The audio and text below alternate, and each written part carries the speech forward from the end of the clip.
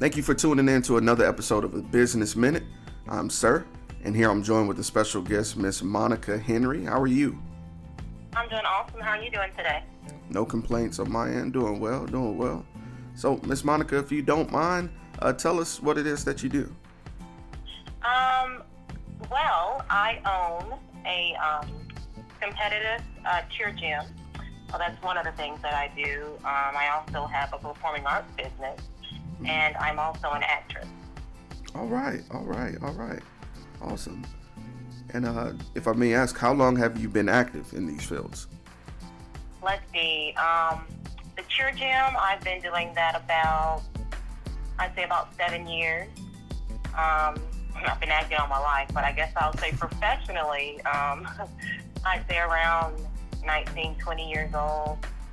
And my performing arts business, I've been doing performing arts all my life, but the business side of it probably about 22, 23 years. So quite a while. All right. Now that leads me to our next question. What inspired you to get started in this particular business, performing arts? Gotcha. Well, ever since I was young, I tell people all the time, like, I'm pretty sure I was in the womb wanting to do this, but I remember being about 4 or 5 when I knew for sure that I was going to be in the performing arts business. I was going to be an actress. I was going to be a dancer. I was going to be performing in, form or fashion. It's just, I've always loved it. I was one of those kids who grew up just watching musicals and, TV shows and dancing and singing. I was always, back then, making up dances around the house and making my sisters do them with me, making my, parents sit and watch. I was always creating skits, so I was always, playing with my dolls and making them do skits and dance. So it was just always inside of me, like there was nothing else I ever wanted to do. When, certain kids were saying, well, I want to be a doctor or a lawyer or this or that, it was always an actress. There was never anything else I wanted to do. Okay. And with growing up in this field, were there any obstacles that you did encounter along the way? Well, it's definitely not something you can just say, hey, I want to do that, and then it happens, of course. So, many obstacles, where I live, not having as many opportunities, so I guess I'd call those obstacles. I could also say, hey, I'm where I am, because I'm supposed to be at this place and at this time, and that's what I've come to realize. And I'm always wanting to be in the entertainment field and become an actress or, be an actress. That's how I got into, teaching and having a performing arts business and starting dance schools and cheer gym where I can, I'm still, doing choreography. I'm still working with kids and I'm still able to, put those seeds into other young people. All right. And with the way you describe it, it does sound like a full-time activity. If I may ask, how do you manage to balance work and personal life? I try the best I can. I tell you that. I will say this: I'm always open, no matter the time, day or night, to talk to anyone that I teach or that I mentor.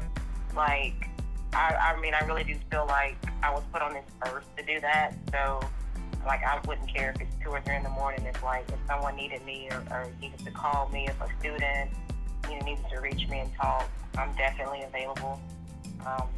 I am the boss, so I am able to, make my own schedule. So I leave myself time and, during the day or weekends to do things that I like to do as well. But I do always like to make sure that anyone I mentor or that I teach, if they're able and they know they can come to me at any time.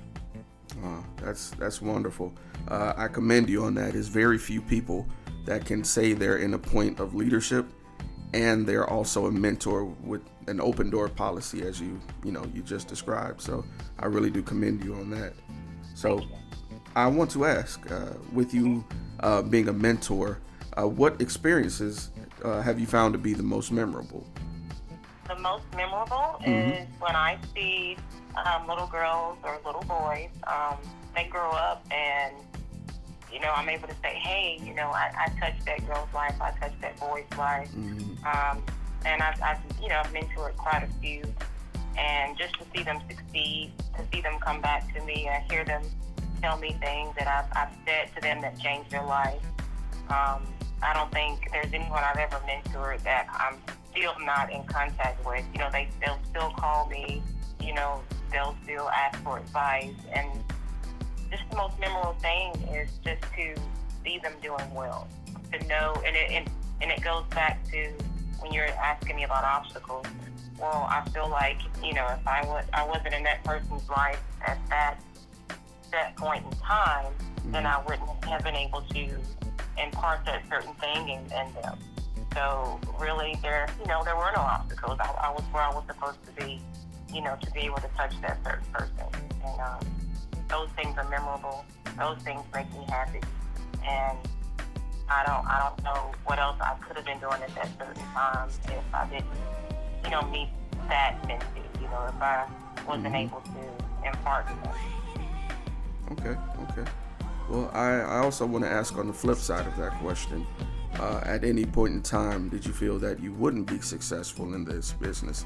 And who or what changed your mind? And I can actually say that that's a no.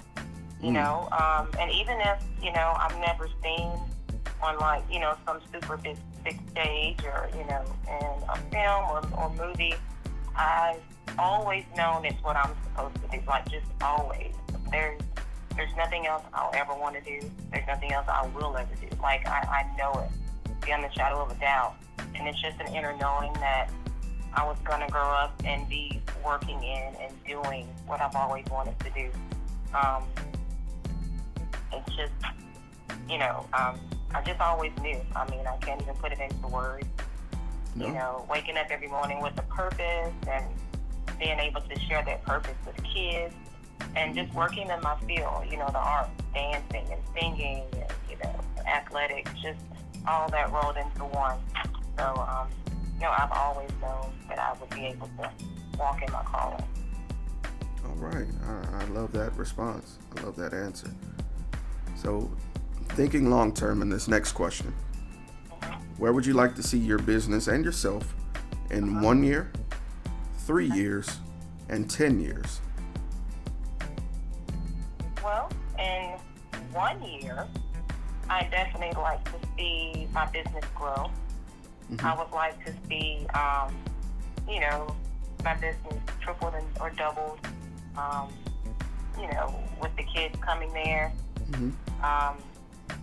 I would love to be able to offer it, in just many other parts of town, being able to offer my services to kids who may not be able to afford it. My main goal is to touch as many kids as possible with the talent that God has given me. So that's in 1 year. In 3 years,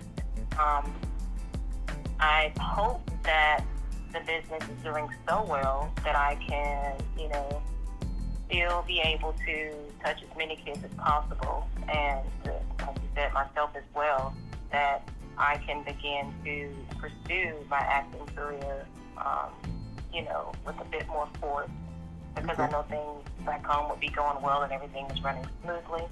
In 10 years, y'all need to be seeing me accepting my Oscar, or if not before 10 years. Yes, ma'am. Listen, yeah. There's nothing wrong with confidence and a dream. It got you here this far, so I would definitely love to see you on stage saying, I interviewed her. That's right. All right. So, which brings me to my closing question. And this, is definitely for anyone else listening. What words of encouragement would you have for anyone else out there who's just starting their own business or starting out with an idea? Awesome. I would say believe in yourself. Don't ever think anything is impossible. It can happen. If it's in you, then you can make it happen. There's the reason that an idea or thought or just something in the inside, the reason that it's there is because God wants you to do it. I mean, he wants you to. I mean, just try it. I mean, what could happen? You fail at it, you know? But if you never did it, you know, you would never know. It's in there for a reason. You have to try. You have to believe in yourself. You have to have faith in that thing that was put in you. You just got to go for it, you know, because there is no excuse. You don't want to wake up 20 years from now wondering, you know, what if I had just tried that thing that time? Because guess what? If it doesn't work, it doesn't work. At least you tried it, you know? So I just encourage everyone, you know, to get up, you know, and do that thing. You may fall down, you know, 18 times. Get back up. You just got to keep trying it. And if it keeps just being in you, you just got to keep trying. I mean, nothing's going to be easy, especially when you're trying to do things on your own. You know, a lot of people don't have the backing. You know, you don't have the finances. You know, you're not going to have all that stuff. But you're going to have the faith. You're going to have the Lord, and you have to hold on to that. And you have to know it's going to happen, and that's a promise. Yes, ma'am. I love that. Do not let the fear of failure keep you from your dreams. I love it, Miss Henry. I love it. All right. Well, Miss Monica, it's been a pleasure having you here on our show, telling your story. I really do appreciate it. Did you want to, you know, in case you have someone out there that may be listening who may be interested in visiting, you know, the school, would you like to, you know, put it out there where you guys are located? Sure thing. Well, Planet Cheer is located at 900 Schillinger Road South. We are in the same building as Planet Fitness, off Schillinger by the Super Target. Ages start from 4 and we go up, so from 4 and up. And I would love to have your child. We do cheer and tumbling. So, I mean, everything is offered there. And I'd love to work with your child. I do private lessons. I do acting and theater coaching, musical theater coaching. So pretty much anything involved in performing arts, I got you covered. All right. Well, Ms. Henry, again, thank you again for the opportunity. It's been a blessing to have you here. Thank you again.